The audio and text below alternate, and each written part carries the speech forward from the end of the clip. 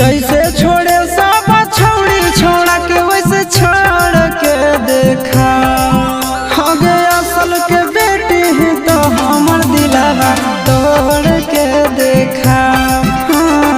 असल के बेटी है तो हमर दिलवा तोड़ के देखा।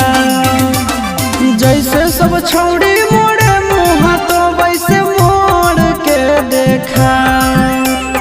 जैसे सब छौड़ी मोड़